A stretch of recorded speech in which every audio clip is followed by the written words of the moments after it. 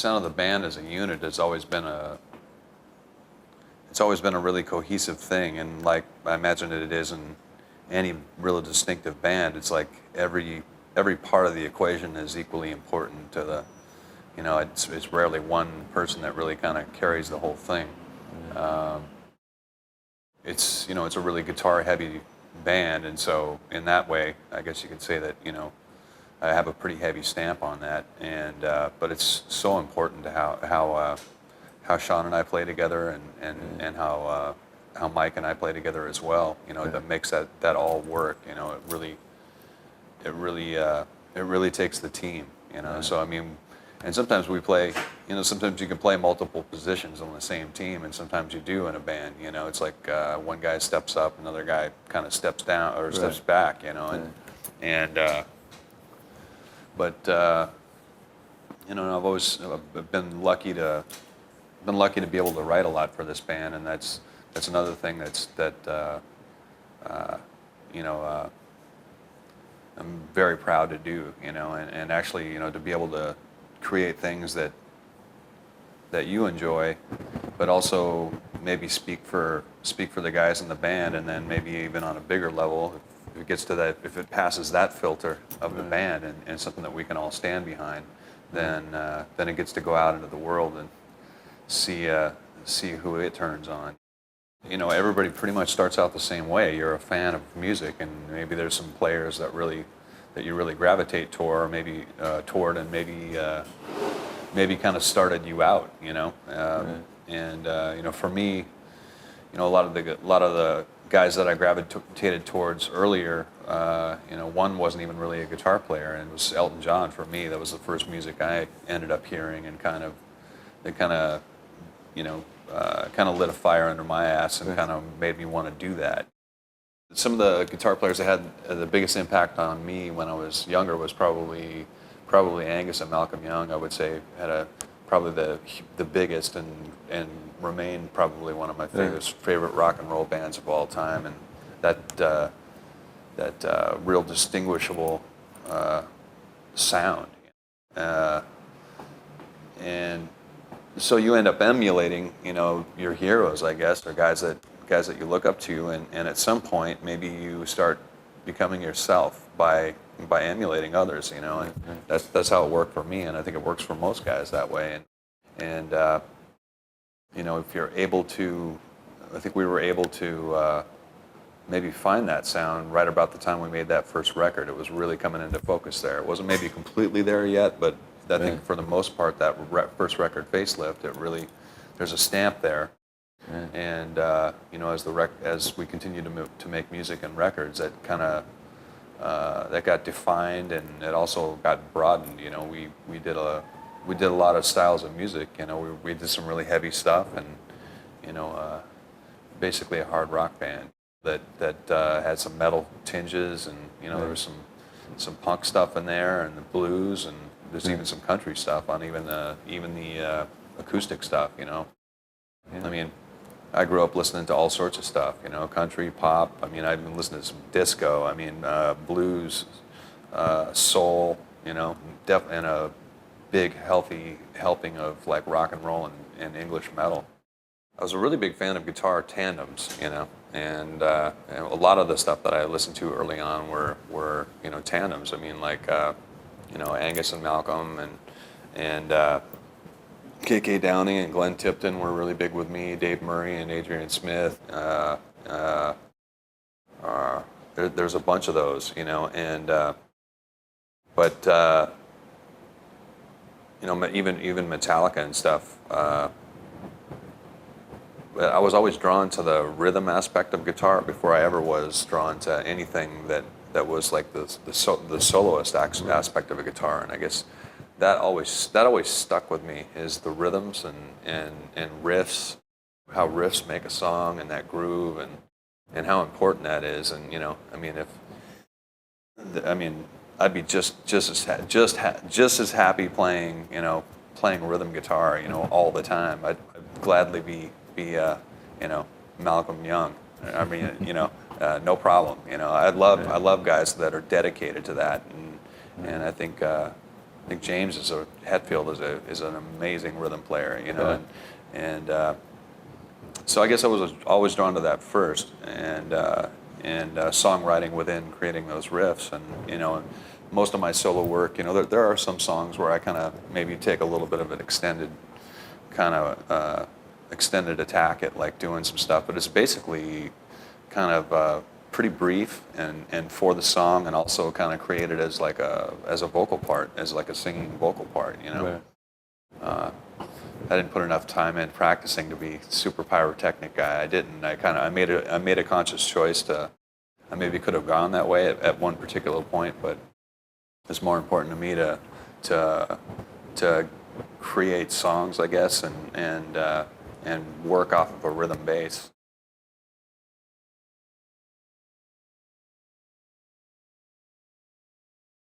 The song is it's in standard Alice in Chains tuning, which is a half step down. So, and then whenever we drop a D, we're basically in C sharp. So right. Those are the two tunings that I use.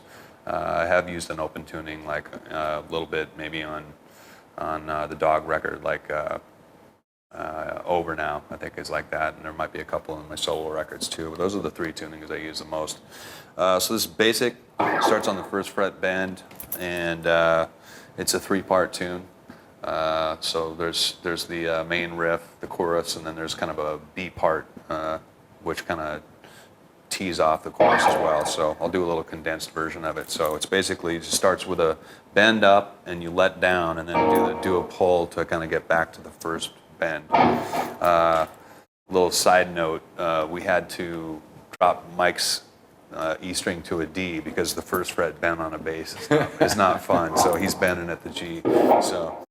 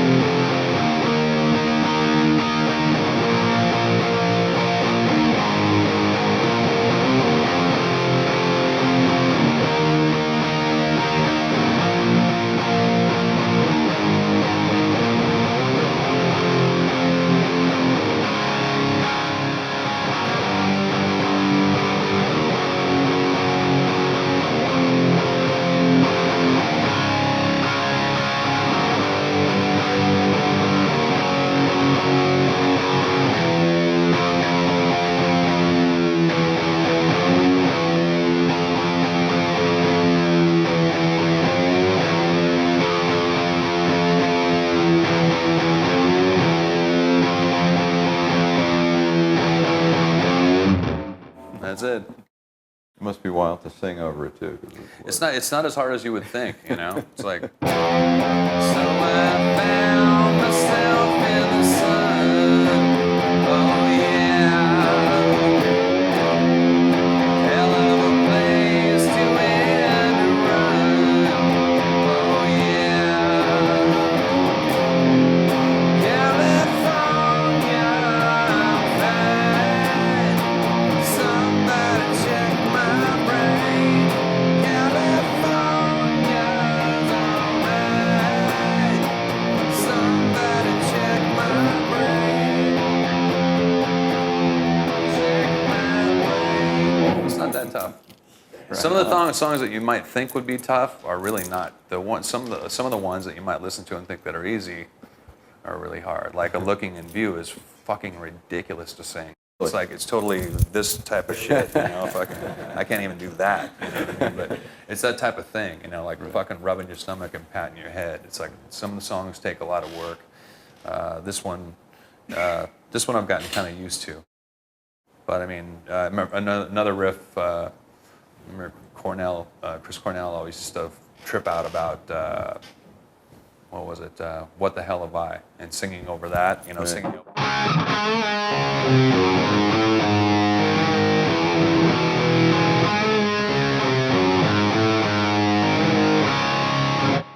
He always tripped out over that, but that one's actually pretty easy to sing over. Easy for you. Yeah, easy for me. Yeah.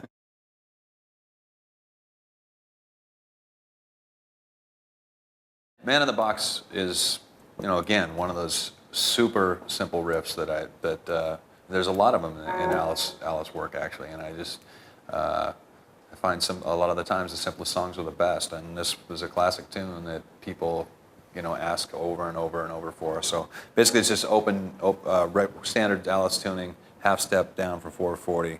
It's just holding it's the open E string and the fifth fret on the A. So it's.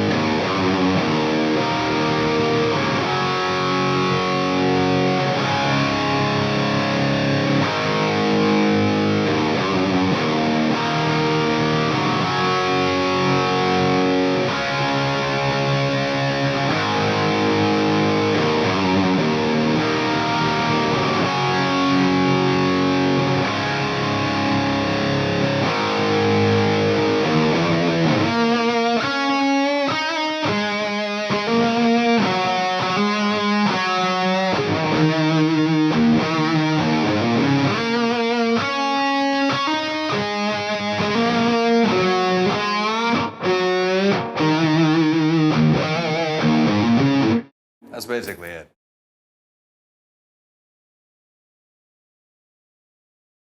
Basically, the open intro is it's in a standard Alice tuning.